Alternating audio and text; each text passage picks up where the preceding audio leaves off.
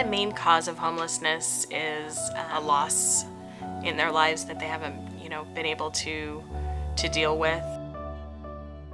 Lunch is usually provided at Salvation Army, and that's where pretty much the homeless throughout the area that aren't in the shelter but out on the streets really rely on things like Salvation Army.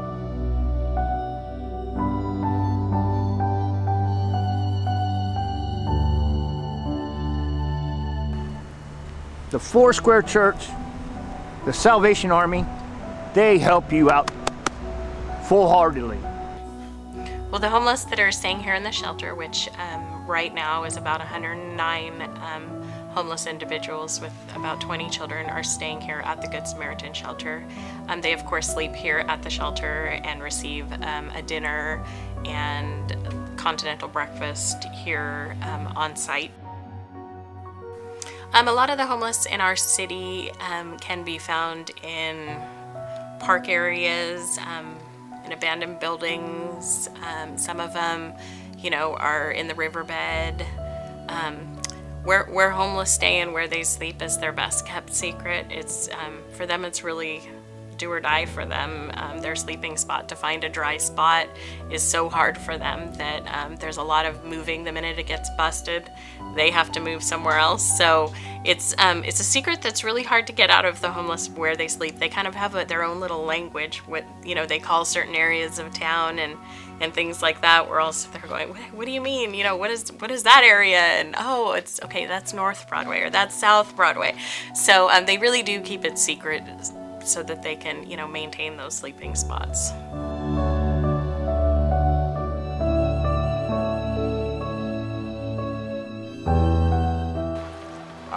I have 2 master's degrees, 2 bachelor's degrees.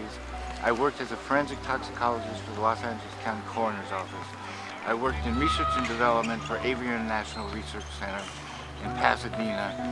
I've been a special education teacher for a decade.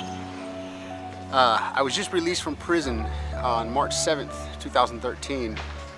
I went to qualify for every benefit known to this county, and they said I made too much money. I used to be in tile and marble, and I got bone cancer, and I was forced to be on the streets after 26 years of being in construction, and I'm living in a camper now, and I do my recycling to subsidize what I can do, you know what I mean? I'm $127,000 in debt.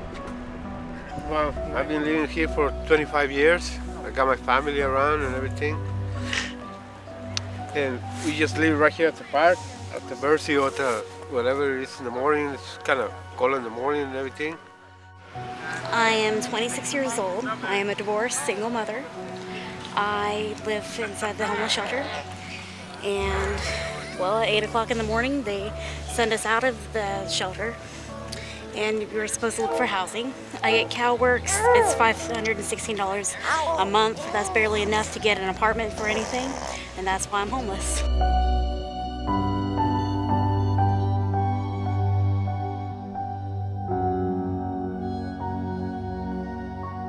Our Central Coast Rescue Mission, our main facility, and in this facility we have 12 residents of a life change recovery program. The mission of the mission is really refuge, recovery, and restoration. Across the street, you can't see it in the camera, but there's a 3-bedroom home where there's 6 other men in residence as well. Behind us here as well is a food pantry, behind these garage doors, and every week we serve anywhere between 100 and 150 individuals, which equates to about 400 or 500 people. What we do is we pack up all the food and all the supplies, which you'll see us doing here shortly, into our van. Then we go down to the kitchen and we get the hot food. And then we go out on locations throughout the city to serve the food.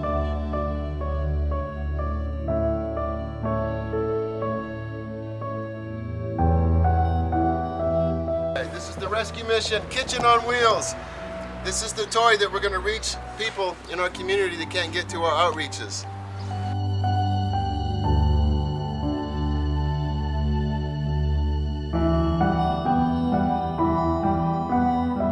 see, we can do a lot of cooking on this thing. Like I said, we fed over 100 meals in 2.5 hours when we did roll this out.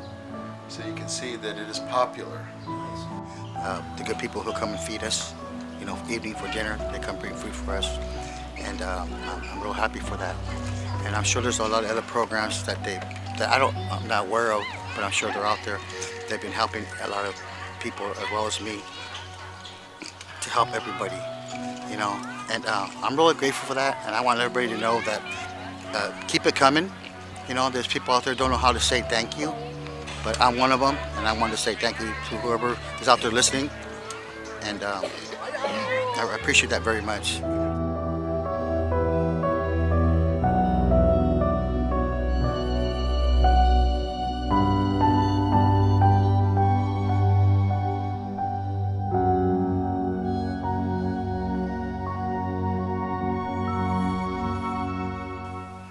Public health gives our homeless population medical attention. There is a Health Care for the Homeless Act that provides funding for public health to treat all homeless. We run a clinic here at the Good Samaritan Shelter as well, and there's a public health nurse and physician's assistants here almost 5 days a week, so they can receive health care here, and they don't need to be staying necessarily in the shelter in order to receive our health care. They can show up here and see a doctor on any given night.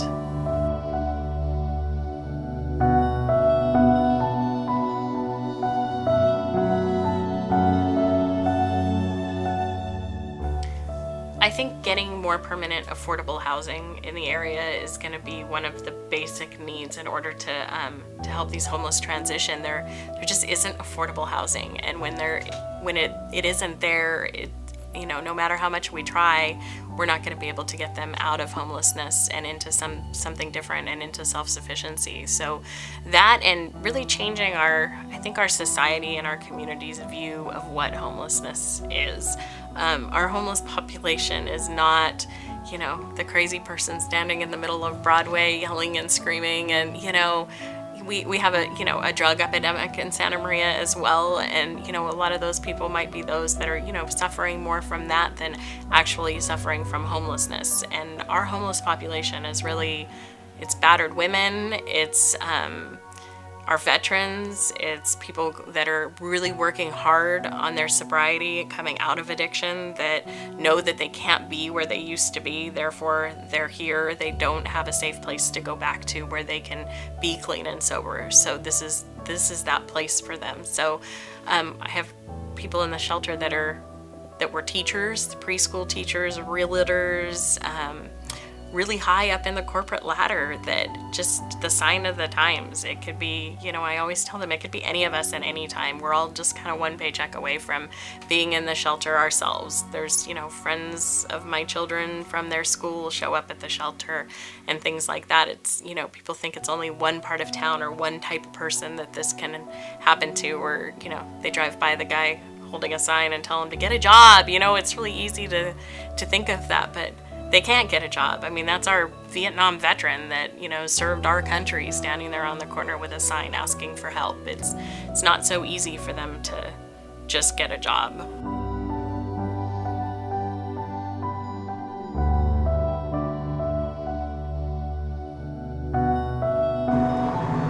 I will prevail with God's power. In this proud land we grew up strong. We were wanted all along. I was taught to fight, taught to